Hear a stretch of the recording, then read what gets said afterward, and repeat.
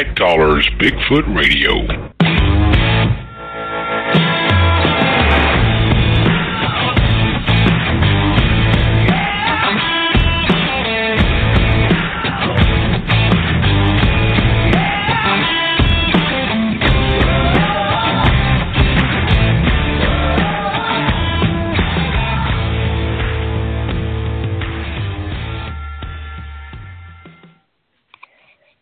Good evening and welcome to Night Callers Bigfoot Radio. This is Lauren Smith here with Lori Hood tonight, and I'm echoing. It is March 18th, 2018, and how are you doing, Lori? I'm doing just fine. I don't hear an echo on my end. Well, I muted the other mic, so that's why. Okay, because it's just spinning over here on me. I don't know if it's a storm is slowing down my connection. Probably. But I'm really glad to be back. Did y'all miss me last week? We did. It was rough.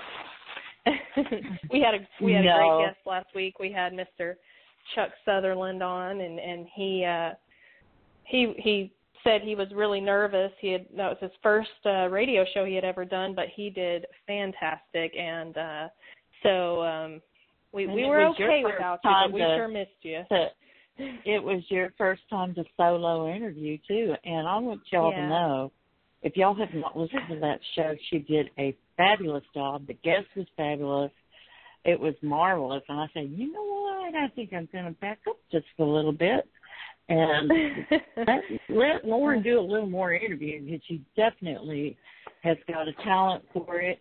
And that I just wanted to talk about what happened last weekend. We actually left Sunday afternoon and went to an area that there had been reports of campers being growled at. In fact, it was an area where we had been growled at from something down in the creek. Well, when we got there, the spot that we wanted was already taken. It was spring break weekend, so the place was packed. So we went to an area, a spot there in the campground that we've never been to before. And I said, well, this looks interesting, that we weren't real close to the creek like at the other spot. We were probably 25 feet from the creek, maybe 30, instead of right next to it. And so, anyway, we never really heard any growling, but we had a girl with us that was, she knows we Bigfoot, but she doesn't quite believe it. But this girl has never, ever even watched a scary movie. And when we started seeing eye shine, she kept saying it was something else. You could tell it was scaring her. And so we go, oh yeah, that's what it is. It's the fire over there across, or it's the lantern across the creek, or it's the lights in our car, those red eyes that are staring at us. God. I know. It was just, we couldn't say anything. We had to keep everything on the down low. Another thing that was happening quite a lot was we were hearing what sounded like somebody just picked a big rock up and just dropped it on the ground, a thump. And, some people will say that it's a deer. But usually when deer stomp their feet, they also snort. And they make additional noises, So I didn't feel like it was a deer. I've heard it before here where I live, too, But I just, we heard that. We heard movement behind our tent. We definitely had some stuff going on, but I couldn't get loose from her to do anything. So basically it was a glorified Girl Scout camp out.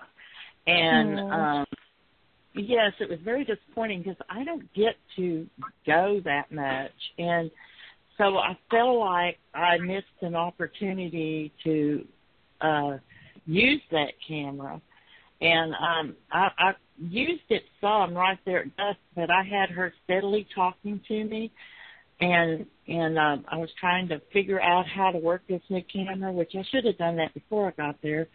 But it just, I had a really good time, but it was not what I it didn't turn out like I wanted it to. But that's okay. That's okay. We know that's an active area. Even though the place was packed, it was full of people, and I thought that we were going to have the whole place to ourselves going on a Sunday night, but not the case. There were a lot of people there, but we were still having activities because we were away from everybody else. Our campsite was by itself, and so in a way it was a pretty good campsite. So, but anyway, it that's all I have to say about that. We don't have a whole lot of time with this guest tonight. So, Lauren, if you'd like to just go ahead and bring him on. And I'll try not to cough. Just if you need to mute out and cough, you just do that. Well, what kind of person goes to a pine forest when the pine pollen is so thick that it's all over everything? If you set out a cup of coffee, there's film of pine pollen on top of your cup of coffee. Just seconds after you pour it. I mean, it was bad. I was Mark's here, and he distracted me.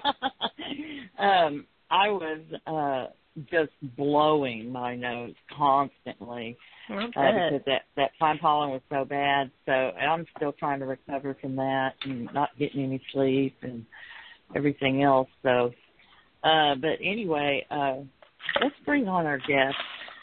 All right. We can do that. Okay. Mike, are you with us? Yes, I am. Hi, Mike. All right. Welcome to Night Callers Bigfoot Radio, everyone. This is Mike Deis from California.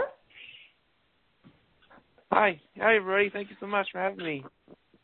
Yes, no, it's our pleasure to have you on. We're really excited to have you here, and I think you're going to do a great job. I know you're very enthusiastic about this topic and passionate about it, and that's something that here at Night Callers Bigfoot Radio, we absolutely love that. So don't feel like you're rambling too much or anything like that. Just, tell us all about you and how you got into this, okay? Okay. Sounds great. Yeah. All right. All right. So you're from California? Yes, I'm from California. The Central Valley, technically. Okay. And right in the middle between Northern and Southern California. Okay. And so where you research, is that around where you live, or do you branch out pretty far to research?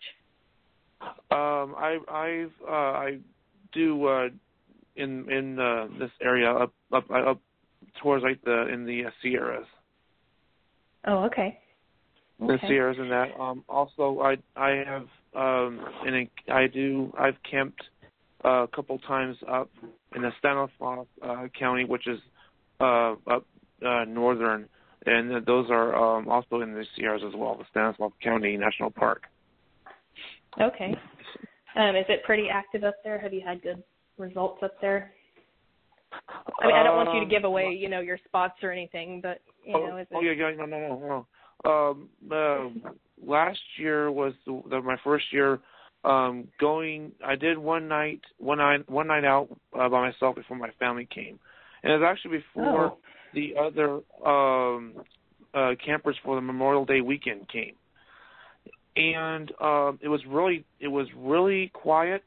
Not a whole lot of campers. There was like one next to me, pretty far away, and some on the behind me would be, but not a whole lot. Nothing in front of me. It's just really, I don't want to say dead, but really, very peaceful, and that. And I got there to my campsite. I came out on my car, and immediately looked down on the ground, and there's a pine,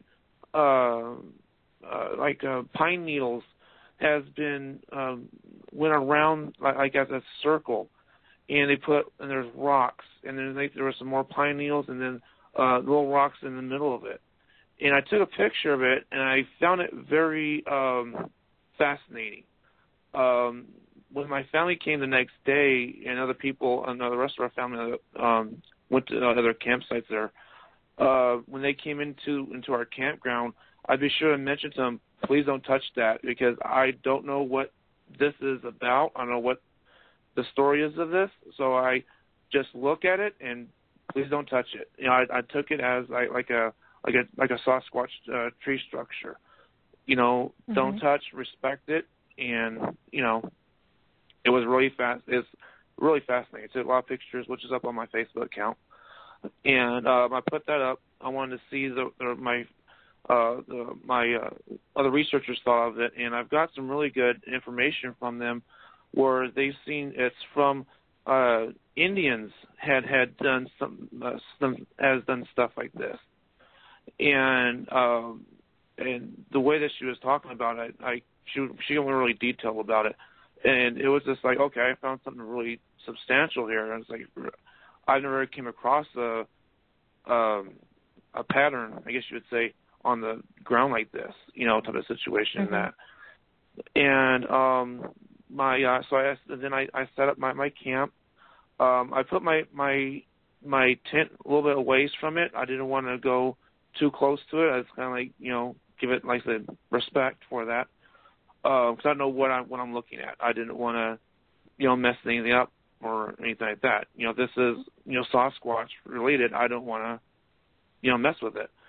So I put my tent up, put my stuff up, and I started. My twin nieces wanted to have a walking stick, so I had brought my little axe, and I was cutting down some limbs off of it, and I got it all fashioned up and ready to go, and then I had dinner, and then I called in in an early night type of thing. So I went in my tent, and I think I looked at my phone. It was like around 2 or 3 o'clock in the morning. I got, I'm in a 3-man tent, so it's pretty, you know, close corners kind of thing. It's nice tent, but you know, it's very close corners. And so my feet are pushed up against the tent, and my head on the other side. So when I'm sleeping there, all of a sudden I get a big whack on the side, right where my feet is, right, boom, like just a smack around there. It startled me. I woke up, and I was like, what was that? I'm like, was that? It felt a little too hard for a pine cone falling off a tree, you know, because I was underneath a pine tree, you know. But that was kind of substantial hit, you know, because I'm a pretty good heavy sleeper. I do wake up at it sounds like, you know, someone's trying to get a hold of me or that I wake up, you know. But did it hit your feet, or did it hit above your feet? It hit around just above my toes, I guess it would be right there. It was enough to hit the tent to make a sound, and then get me up at the same time, kind of thing. And gotcha. Yeah. So I woke. So I thought, okay, amazing I was able to go back to sleep. And I'm like, okay, I was thinking, okay, I'll check things out tomorrow morning when I get in the morning. Well, in a couple hours when I wake up, I'm gonna get out on my tent. I'll investigate my tent around it and see what's going on. I came out of my tent and investigated my tent. I didn't see any pine cones. I didn't see any other like a branch falling down or anything, something that would be able to make that hit. And like the way that the tent is, you know, curved, it would have to come at a certain angle to do that, you know, to make that hit, to make that smack. So I'm like, okay, this is interesting. My uncle and my cousin came down. They got there like around 11:30, 12 o'clock. And I rushed down there to see if they need any help, because they brought their trailer with their big truck and all that stuff. Like, I was like, I'll keep an eye on your tent, or your camping site, and that, and I'll meet you over there. I'll help you. I'm gonna get some stuff in my campsite. I'll meet you over there. Okay, so they kept on going and going to their site. I walk back. I find a footprint, a good, nice sized footprint, and I'm like, I'm in a rush. I should have put a dang tape measure down. I'm like, oh, why did I not do that? But I took my phone and I took a picture of it, and I did really close, picture of it, and I put that up on Facebook, and then a lot of the other researchers have said, this looks like a big, a good size guy, and then another one said, you had a visitor, I'm like, yeah, it's amazing how you see that, and then you put that, and then you put the tent situation both, together, and then prior, doing that chopping thing, I might have did some, I guess it would be like a knock, because I've heard a lot of witnesses talking about chopping wood, or they were nailing up on a wood or something like that, and they get a return knock, or they get some type of a experience with them later on in the evening, and that, and I just, and then the circle, I guess you would, how Barb Shoop and Robin Roberts, they call them glyphs. To me, I think when you see stuff like that, to me, it's like a Stone Age Valentine kind of thing. Kind of like they're kind of like, this is for you. This is what I mean, they don't have to do it, but they do it, and it's just, to me, that's what it reminds me of, like a Stone Age Valentine, and I think it's pretty cool, and I think this might have been them. I don't know, the circle thing. I that's why I put it out there, and I just want to see what kind of discussions I could get off of it, because I found it very fascinating in the footprint and what I witnessed there on my tent. So this year I'm going 2 nights by myself before my family and the rest of the campers for the Memorial Day weekend, and I'm going to do more in-depth research in that area. I'm going to do more walks around like different campsites before people get there and check out these different campsites and see what else I can find, what I could add to what I had last year.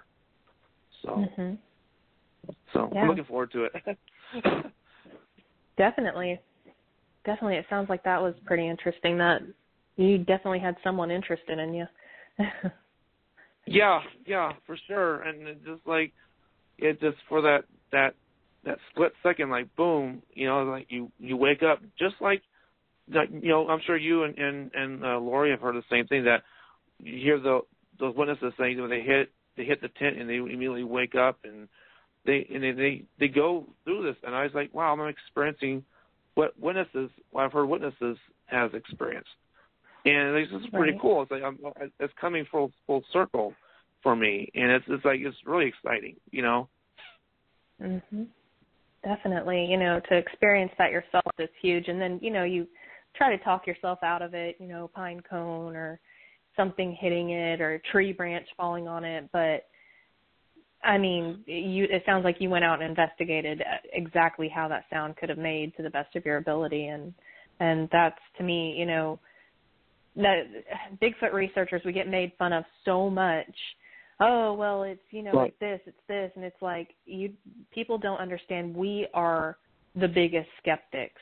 We are harder on ourselves and our experiences than anyone else ever will be. We don't immediately say, oh, yep, that's a squatch. We make sure, absolutely prove without a doubt that that's what happened to us. And even then we try to talk ourselves out of it. Yeah, exactly. It's like when you have this experience, and all of a sudden, like my first 2 field experiences that I'll get into, it happened subtly. My reaction to it was subtle. It was like, oh my gosh, it was a squatch. Yeah. It was just kind of like, wow. And like an hour later, like I'm in the vehicle, and I'm like, did I just have a Sasquatch experience? And he's like, yeah, you did. your mind is now coming to grips with what you just had and what you just experienced.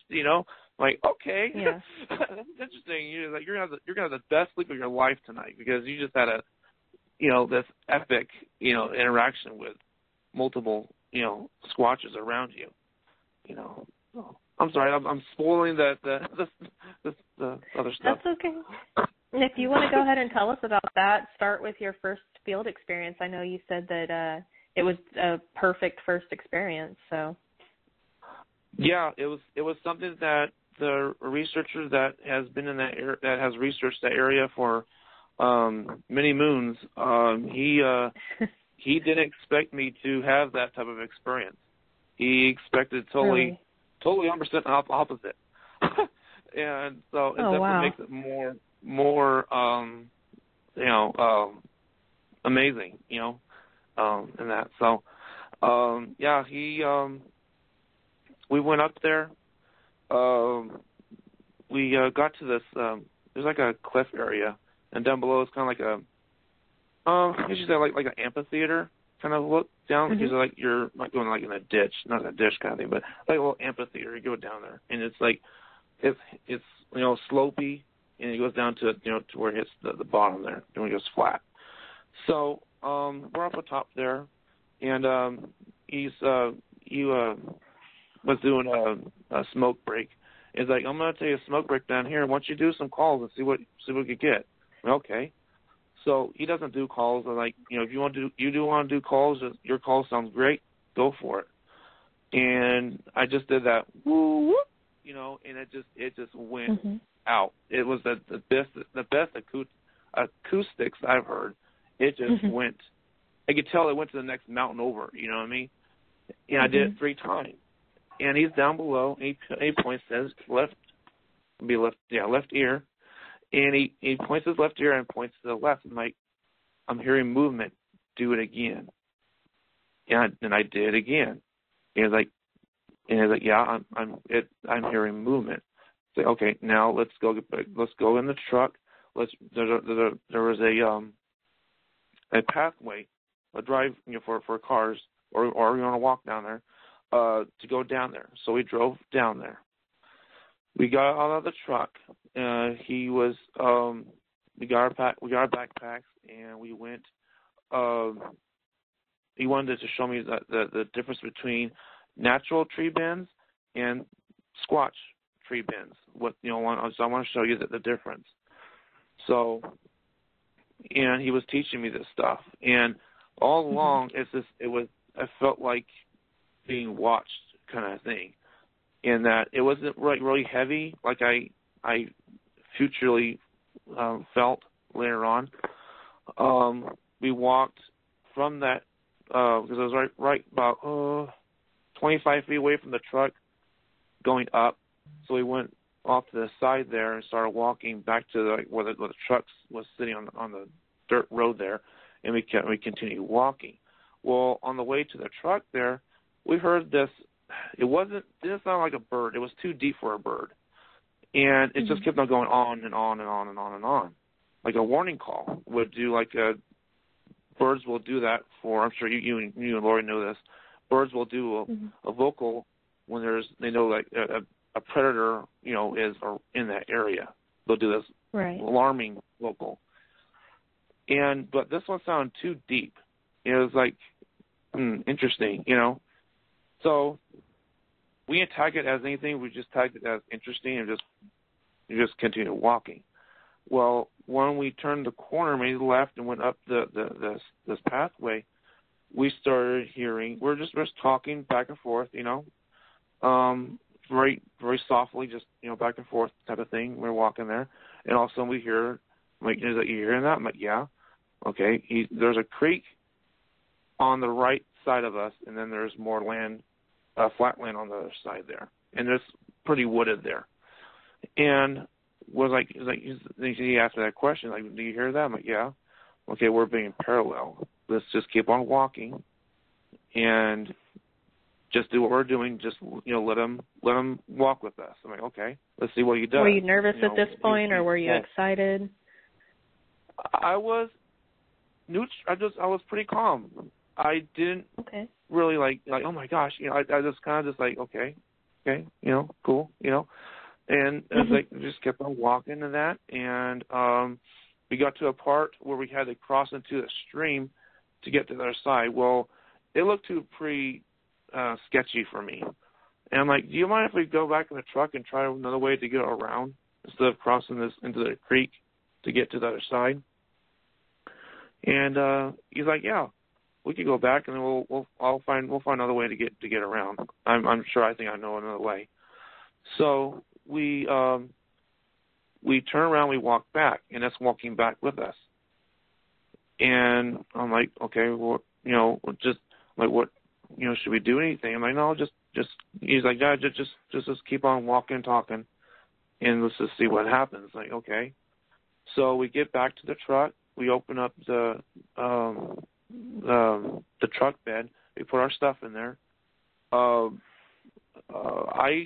took camcorder with me, and it was on a tripod. I was using it kind of like almost like a walking stick type of thing with it because the camera was on top of it. And he closed up the truck, and I opened up my side of the car door. I collapsed my pod thing down, and I put it into the side of behind my seat. No later than I just did that, we get a tree knock. And he's like, you heard that? I'm like, yeah. I walked around the door, and I stepped out, and I did because I didn't have I brought a set of wood knockers with me. It was in my backpack. I couldn't get to my backpack, so I'll just use my hands. I did it so hard, it almost sounded like wood on wood. It was pretty interesting. And when I did so, we got another call. We got another knock back. He had a hammer in his hand, so he used that on a rock, and we were getting like rock clacks in return, and we heard like movement in the road, so right in front of us. And I'm standing there. I'm like, I'm thinking I should get my camcorder out for this, but I was like, if I get this, I'm gonna scare him away. I'm like, I'm not gonna do it. I'll just do it, in my head. I'm not gonna go for the camcorder, just. Because the door's open and the camcorder's sitting right there in the passenger seat. But I didn't go for it. Immediately I just thought I'm gonna scare him away. Don't do it. I'm like, okay. So I just kept on, I did another clap. You would think when we hear a stick break, you think, okay, someone stepped on a stick. I immediately thought, one hand on each side, and they bent it like that and just snapped it like that. That's what just popped in my head. You would think, okay, otherwise you would think, okay, someone stepped, they must have stepped on a twig or a stick or whatever. My mind just automatically went to one hand on each side of the stick, and then when it just popped it, snapped it. Right. I then, all of a sudden, I heard movement behind me. It was on the other side of the truck, which would be the driver's side. And I'm like, I looked at him, I'm hearing stuff over here. And he's like, yeah, I think the one over there by you moved. He must have crossed the road where we came down on, and he came around. Well, he bends down, he's drawing, like, he likes to draw like a map thing, like you do like on a dirt. Okay, we're here, he's over there, type of thing. I'm looking down at him. I look up for a brief minute, or a brief second, I should say, and this bush starts moving side to side by itself. There's no foliage on the back of it or in the front of it. The front of it, that's where the road's at. The dirt road is. The other side of it, it's, because we're in February, and all the leaves are down, so you're hearing all the walking of that, crunch, crunch, crunch. The leaves, it's bipedal versus a biped, or a quadruped. So anyway, when this thing's moving back and forth, I'm like, what? There's no wind. Why is that moving back and forth? I'm like, I didn't see anything go through there. I'm like, what's going on here? And in my mind, I see a black figure on the other side of the road there. In my mind, I'm like, what? You know, and it's just, so after that all happened, we stayed there a little bit longer. We then decided, okay, let's get back in the truck and let's move on type of thing. So we moved on, and we started, after I mentioned what I said earlier, what I was talking about earlier to you, how I was thinking like, oh my gosh, you know, did I just have a Sasquatching, you know, experience? And he's like, yeah, you did. Mm-hmm. And that's when we started talking about, I think he started thinking, I think we were a tool. I think the mom was rock clacking, letting the juveniles come closer, and then move around us, and you know, type of thing. I think we were a tool for them to learn.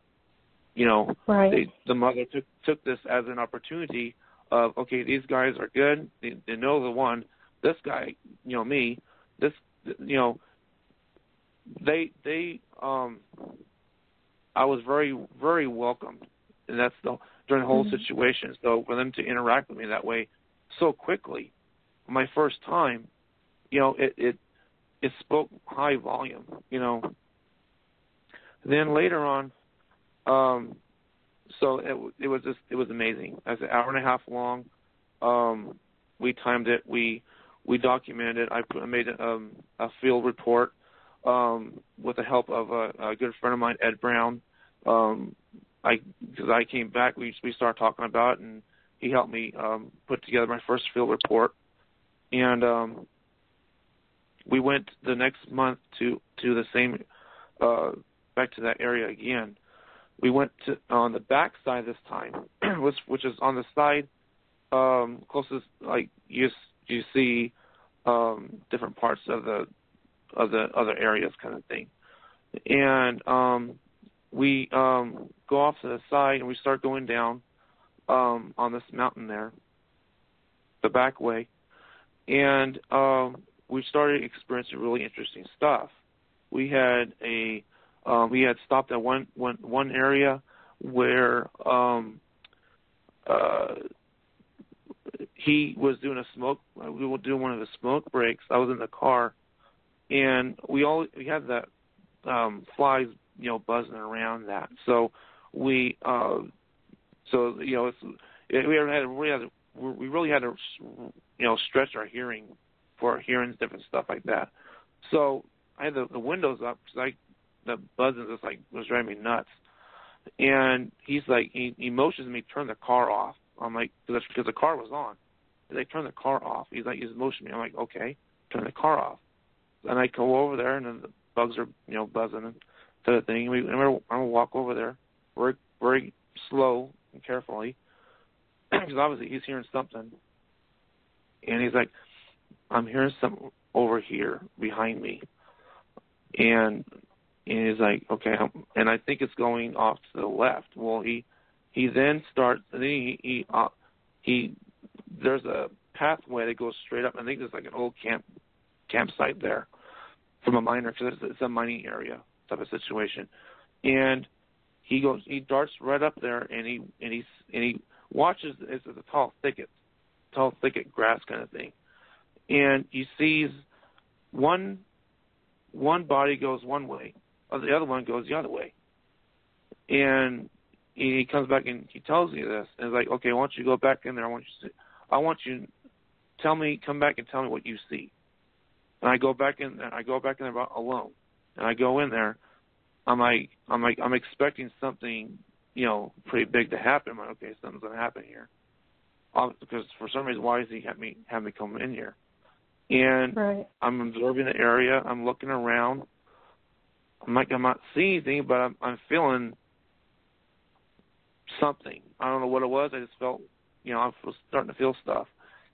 I then come back, and I told him what I saw on that, and he's like, okay, all right. I was like, I want you to. I'm trying to teach you how to be more observant of when something happens. That way, you can tell people, exactly what just happened to you and all the stuff around you. I'm like, okay, that makes sense. Okay. We go up on the side of this mountain, on the other side of on the driver's side. He goes up this mountain there, and then these tall thickets. He says, Mike, come over here. I want to show you something. I'm like, okay. He shows me a butt impression where they was sitting there prior to us driving up there, and they must have scooted right when the truck was going up we're coming up into this area. And I found that pretty interesting. Like, okay, and pictures of it. And he was telling me, like, yeah, some researchers actually cast butt prints. I'm like, butt prints? How in the world would they do that? I'm like, I would love to be a part of that situation to see that happen. He's like, yeah, people actually do cast butt prints. I'm like, okay, I'm learning lots of stuff today. Thank you. Oh, you never thought when you started this that would be something you'd be doing, huh? Butt prints, yeah. Of course, we couldn't do it because it was on, grass. It wasn't like in the mud where we could, perform that type of casting. But it was, he's like, yeah, they must have been sitting up there, and then when they heard the car come up, I think they probably scooted and went into that area. That's where he was standing to take a smoke break, and that's probably where he was hearing them moving around back in there. And that. Mm-hmm. So we come back, and he takes me over to his tree structure that he had found many moons ago. And walking up this thing, Lauren, oh, my gosh. You talk about steep. I never walked up a mountain so steep in my life. I'm like, are we there yet? I'm like, my calves are burning. My hand is like, oh, God. There's a lot more physical exercise involved than you think. Huh? What's that? I'm sorry? I didn't hear you. It's a lot more physical than people think. Yeah, for sure. It makes the tree structure that much more credible, because what human would go up this mountain would be out of the flipping mind. That's a good point. That is a good point. I'm like, Kirk, I think you're on to something here, buddy. Because I don't see a human going up this thing. I'm like, we've got calves of steel. So we get up. We get up in this. We getting closer to the structure. I'm like, and I'm feeling, like I'm feeling some stuff, and just like, okay, I could tell that you're getting closer to it, kind of thing. It's just getting this feeling, these vibes. We get to the structure. I'm like, wow, I've seen them, I hadn't heard of them from other researchers and eyewitnesses, but just to see it firsthand, it's just like, it's amazing. I feel very honored just to see it. I didn't touch it, I just looked at it. It was just like, wow, thank you for showing me your structure, kind of thing. We walked around it. I was kind of hesitant on walking around it because I kept on looking off to my left, and off to my left was like a pretty, very thick, wooded, area. And I kept on looking off to I looked at structure, but I felt like I looked more to my left than my right, because the right was a structure, the left was, this pretty thick, trees in that. So we go around it. We get in front of it. We look down, we find really small juvenile footprints. Of course, they weren't castable. We took pictures of them and that, and we walked a little further, and we found, I've never heard any other researcher or witness say this yet, that I know of, that I've heard so far, is they took bark off of a tree, made them into strips, and they spelt W, X, Y, and Z. They spelt letters. And I'm looking at this, you gotta be kidding me. They're spelling letters out of this tree bark. And these strips, perfect little strips, they're spelling these letters. And I wanted to take a picture, but right there, as soon as we saw that, right there, I'm like, boom, we gotta get out of here. And he bends down, I gotta take a picture of this. I'm like, we gotta go. I don't feel right about this. We gotta go. And he took the picture, and then we was okay. Let's head on down to the mountain now. And we got back down to the mountain, got back in the truck. We went about 30, 40 feet. He stops, like, I see something. Hey, hang in there right now. Hang in there right here in the truck, and I'll motion to you to come over. Okay. So he goes over, crosses. I'll be out to the left, and he says, I see something. Come over here. I want to show you something. I'm like, okay. So I walk over there, and there's a big, nice sized tree that's down on the side down there. And I walked to there, and he didn't have to point out to me. I saw it right there. It was a tree break. A really nice, was it 8 feet tall tree break.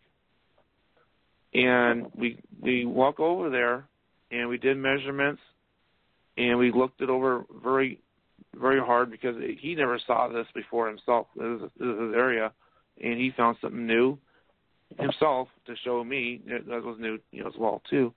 And we're looking at this, and he's like, "This is the male saying, this is my area. This is my, this is mine. Boom. That's what his thought thinking of it was." And the top of the tree where the tree had broke over, is the bark has been stripped off.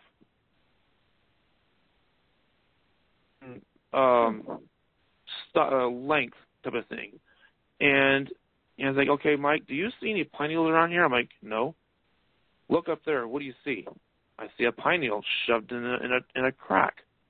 I'm like, that was brought in here. That there's no pine needles around here. You see any pine needles, right? Again, no pine needles.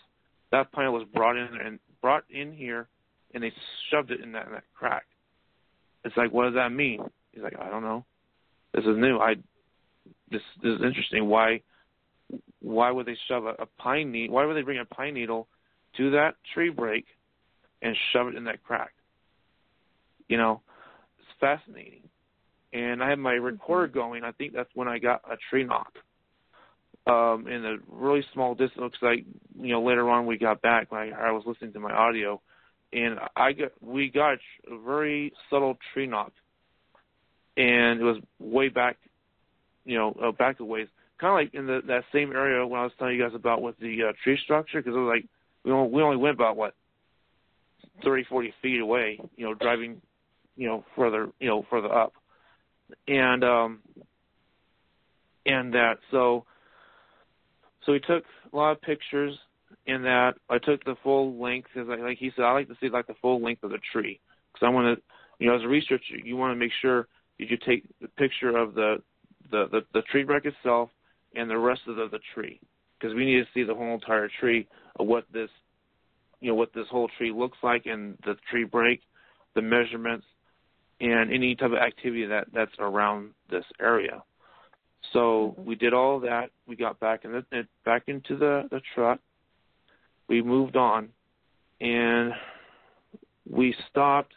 He was looking down. He's like, I see some tracks here. I want to show you. I'm like, okay. Car. I hear a bang, bang, bang. I'm like, that was not that didn't sound like no gun to me. Like, well, there, say, well, Mike, there are miners around here. There might be a gun firing off. Like, that sounded like more wood on wood than a gunshot, because where I'm living, unfortunately, I hear gunshots, pretty frequently, unfortunately. Mm-hmm. And that didn't sound like no, gun that I've ever heard of, And my uncle owns guns too, so I fired off a couple, several of his rifles and that. So I know pretty much the difference, what a gunshot and a tree break, would sound like. So we get out of the car, we bend over, and he's like, and he's showing me here's some what do you call them? Dirt bikes. There's people that go dirt biking around here. And little they know what's really there. that's what's the funny part. They're he's showing me the different tracks there, what to look for, and all that stuff. And all of a sudden we get a bang, bang, bang again. I'm like, okay, that was even more significant. That's wood on wood. Then all of a sudden, we hear a reply about 40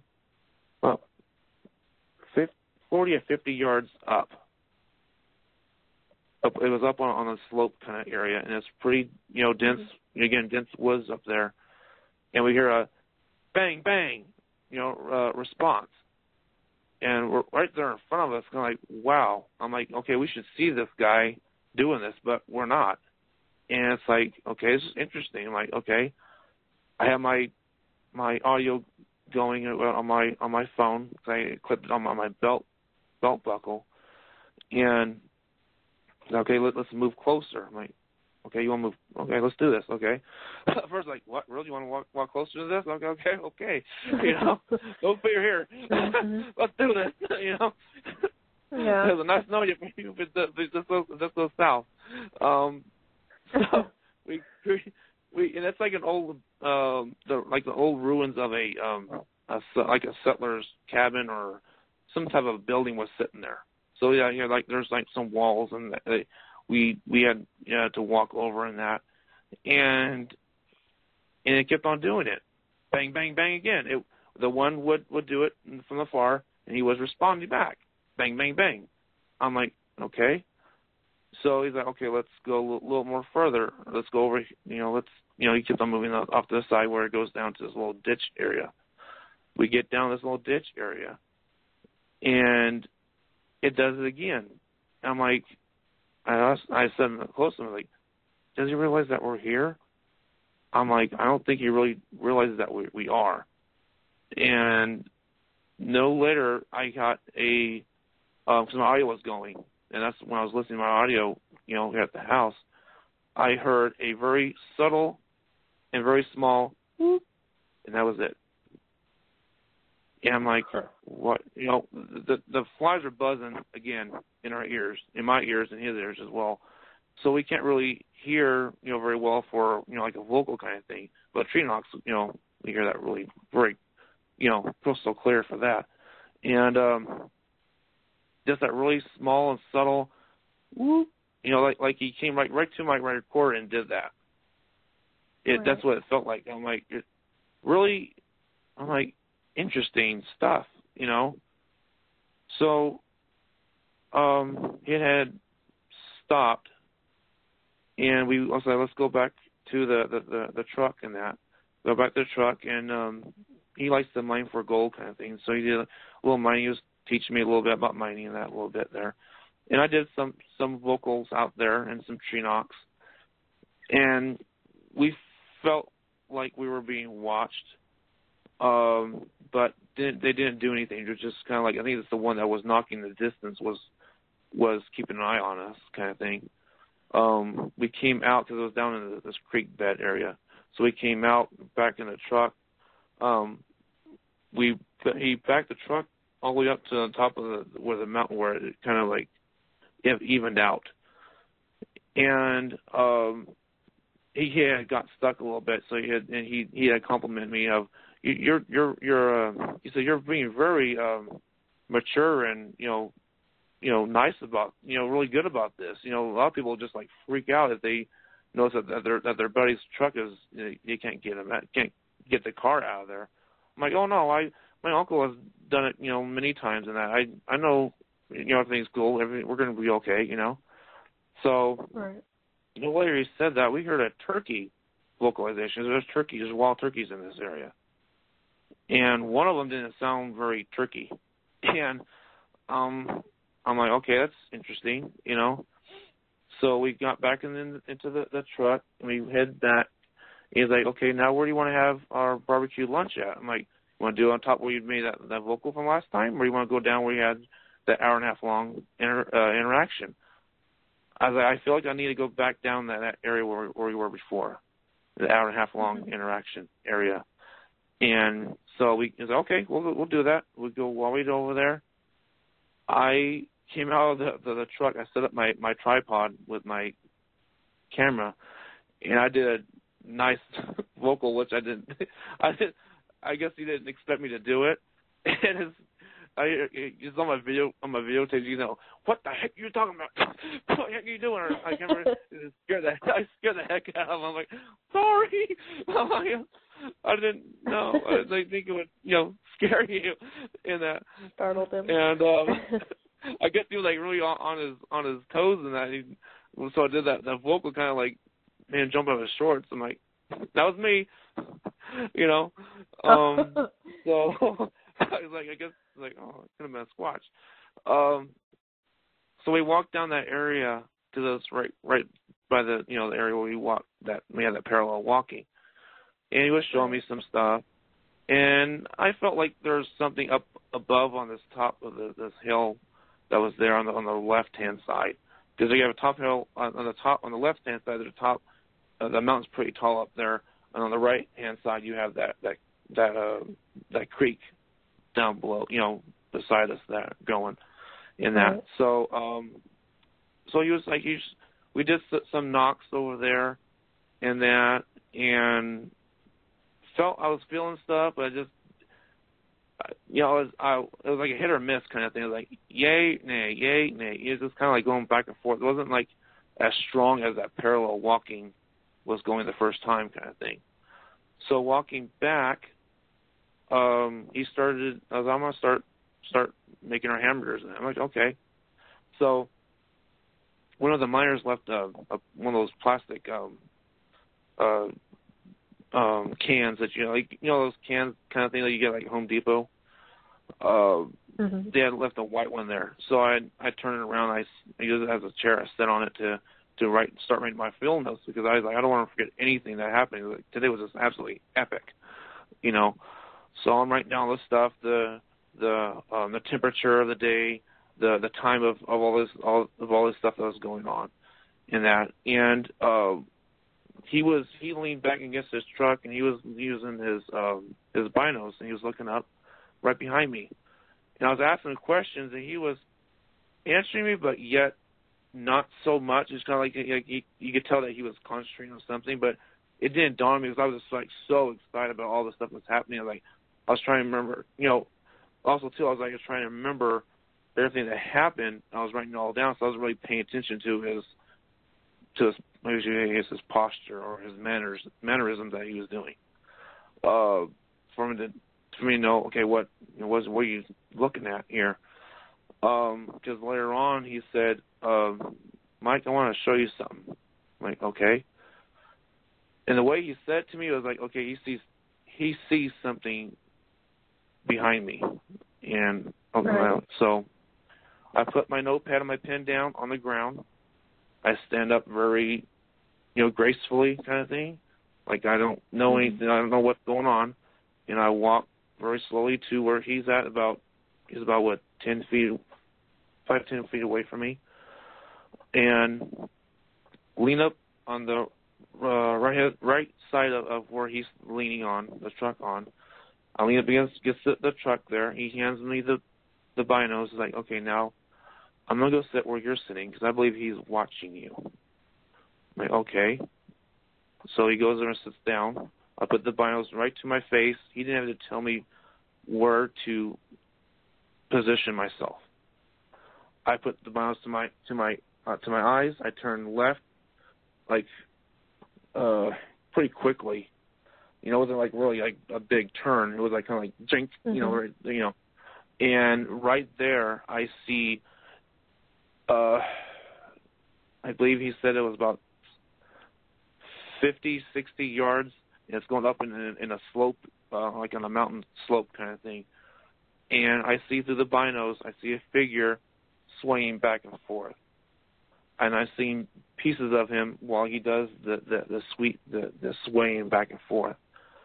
And in my mind, it was going so quickly. I'm like, oh my, I'm looking at a Bigfoot. I'm like, and he's going back and forth, back and forth. I'm watching him do this.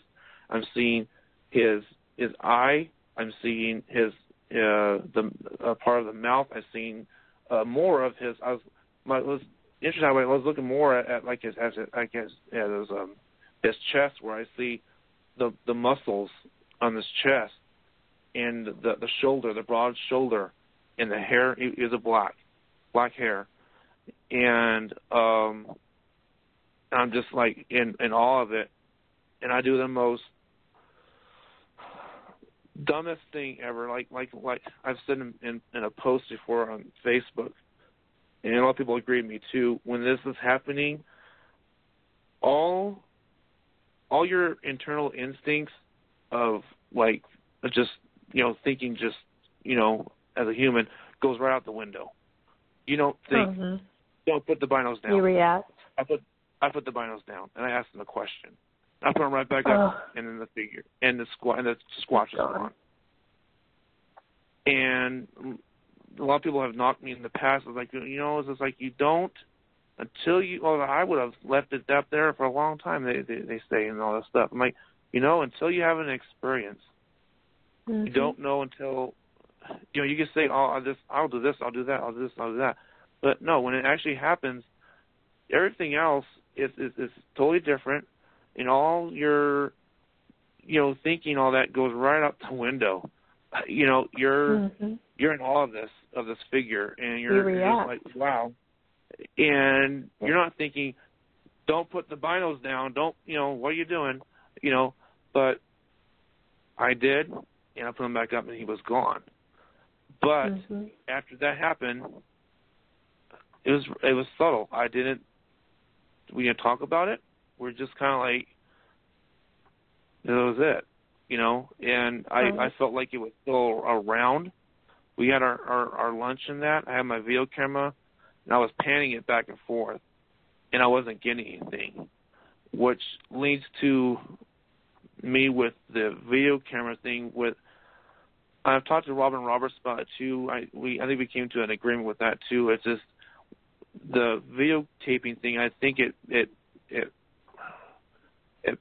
pushes them away from you rather than bring them in, because they feel like they can't get close to you to interact with you properly like they want to, which they want to. They do want to, especially with good people with big hearts, like a lot of people have said too. Like, Mike, I think they're like a dog, which I agree too. It's like they have that dog sense of good people. And if you're a good person with a big heart, you're going there with a great, being there like an old friend. Like I call it, like seeing an old friend. Like you always wanted to see again, sort of thing.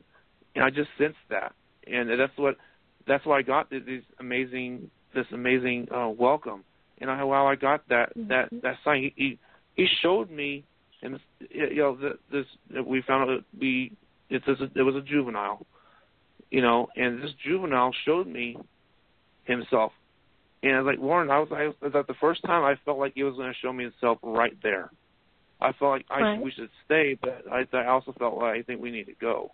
I think it's time to go, but also too, I felt like the next step, they're going to show me them. He's going to show himself to me, and I think he kind of like a little bit did in my head there, because I saw his black figure standing there, but nothing's there, But I'm like, why am I seeing it in my head for? It's just like am I picturing what he would look like? I don't know. And it's amazing how the next time I was there, it's a black figure and it's the black, juvenile Sasquatch. So. Right. It's kind of like they're kind of like prepping you for, we're going to show you ourselves because you're a great person. We want to interact with you. They feel that they could get it. They interact with you and be safe. They're safe and you're safe.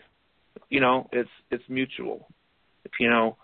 So the researchers that his area that he took me to. He's saying that the male wasn't there. I think he was there both times, but I think he kept himself very what's the word? I guess you would say nonchalant. I guess really like back away, but still there. I don't know. He said that there was just the mother and the juveniles were there the first time, and then the second time, I think that it was just the one juvenile, and the other one that was in front of us before was behind us, because we were hearing stuff on the other side where we're watching this. He was watching the figure the juvenile while I was doing my notes, and I saw it. But like I said, prior to that, we were hearing movement on the other side of the truck. So, where we're eating, our lunch. So, they were, very, like I said, very welcome. They're very wanting to interact in that. Right. So, it just now I don't go in there I don't do the video camera thing. I don't bring my video camera no more. I bring my audio recorder and I just put it on the side. Like they see it, I know it's there. They know it's there. And if they want to interact with it, go for it. If not, okay, it's there if you want to interact with it. That's really smart. It sounds like you're very empathetic and aware of your surroundings and aware of what works and what doesn't work. And you learn every time you go out. All of us, we learn, and you learned, your gut instinct was, or your reaction was to put the binocs down and talk, and then, that's when the SAS used the opportunity to slip away. And Mike, you have done an amazing job tonight, and we are actually out of time. Oh, I'm so sorry. Oh, no, you're fine. You're fine. I'm just letting you know that you went the whole hour, and I feel like we barely even scraped the surface. Yeah, exactly. So we're going to have you back for a return show, definitely, and we'll get that scheduled. You've been a great guest, and I want to thank you so much for coming on and sharing everything with us tonight. I love your enthusiasm and your passion about this topic. It sounds like that you have come a long way in a short amount of time in your research, and that's huge. I would like to say something to Mike before he goes. So I just want to tell you one thing.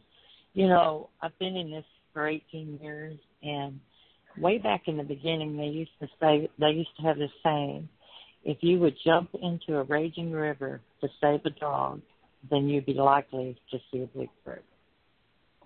And I believe there's something, because it's really true.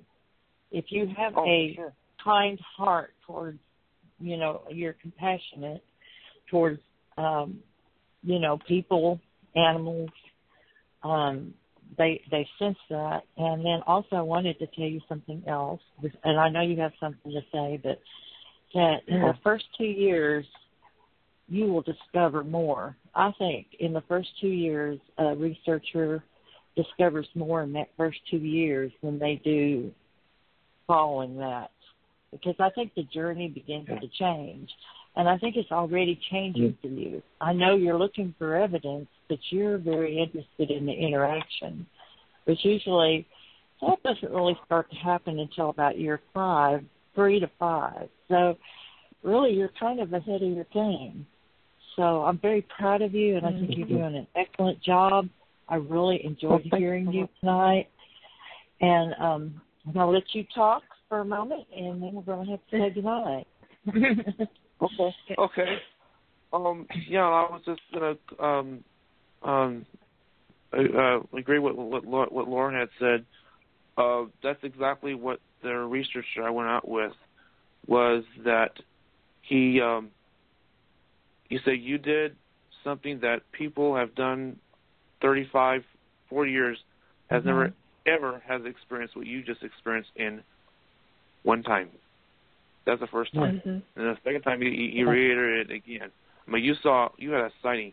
People haven't had a sighting. There's a lot of research out here that hasn't had a lot of research out there that hasn't had a sighting in 35, 40 years. You had one in your second time out there. That's saying something, and it's like, later on like in the next winning episode, the lotto, it's more, and it's like, it's like every time I go to, I've gone to other locations and I've gotten activity. It's just like I said, I'm a magnet. Like I said, a lot of people say you're a squatching magnet. I'm like, yeah, it's just, I'm out there and I'm just, doing my thing. Like, hey, what's up? And I get, something interesting happens. I'm like, pretty cool. And you get that that feeling like you're being watched on one side, and you just keep on looking at the left-hand side or that right-hand side, and that's all you keep on looking at. Cause like, that's what tells me. If I keep on looking on one side of me or in front of me all the time, that's, you're being watched. You know that you're being watched. You keep on looking at that one area. Because otherwise you're just like, you're looking around, behind you, side to side. But like, so you just look at that one spot, I'm like, wow, this takes me back to the first and second time those in that, in the field and that. But, and also too, I wanted to add, after I came back, that when I had that after I had that sighting, we came back. He dropped me off at my house. About 5 minutes later, I got a phone call from Jonathan Brown from Washington State. He's like, Mike, I noticed that on Facebook you went squatching. Tell me all about it. I told him what happened. He's like, brother, you saw pieces of Bigfoot. You saw Bigfoot. Congratulations. I'm like, what? He's the one that told me that I saw a Sasquatch. I wouldn't even I was on the way right home. I didn't say I saw it or anything. I saw one. It took him to call me, tell me what I told him exactly what happened. I told you guys. And he said you saw pieces of. It's like I saw half of one on my FLIR, which you've seen. In that, all I've seen is a half one. I never saw a full body one yet.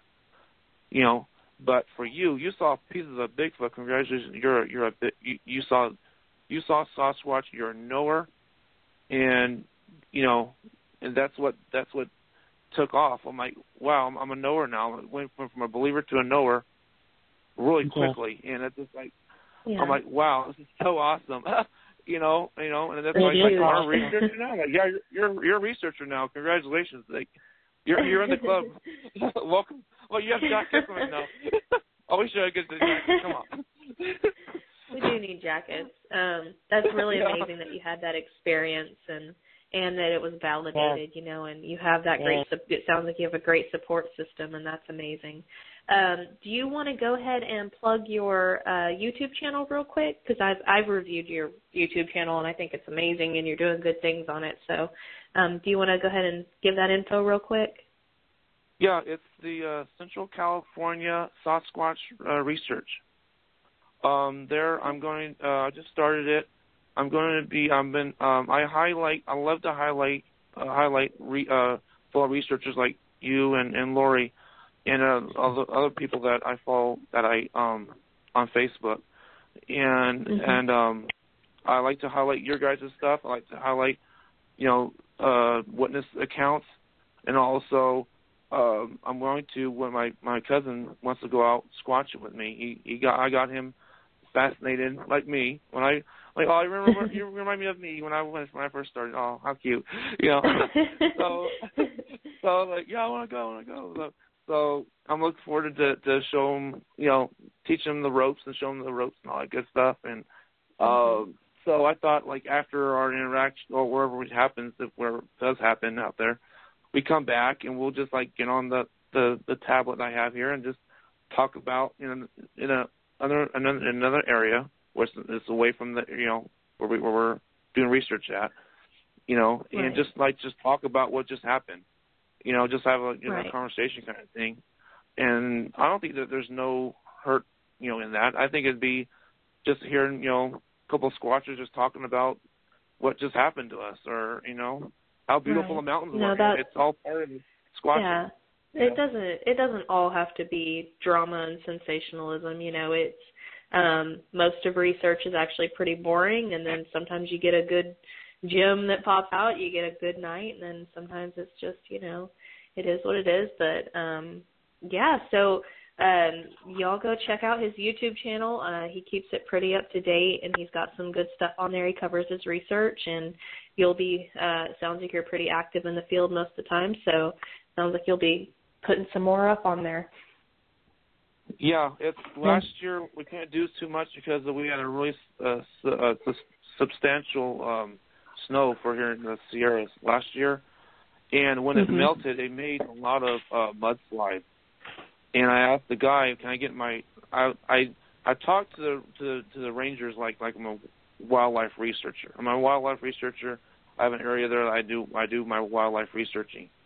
As kind of get into that location. Like, well, it's pretty muddy there. Even for your car, you probably get stuck. And if you wore like mudders in there, it'd be pretty hard to get in there. I'm like, okay, and that kind of like smashed that situation. And this year we're now getting a late winter, so I'm hoping to get in my areas. I'll tell you guys more into that I've found. I've had interesting activity and that too. So yeah, it's like Mother Nature's saying, nope, not now. Shove the key. So just unlock it and so I can get in there. So yeah.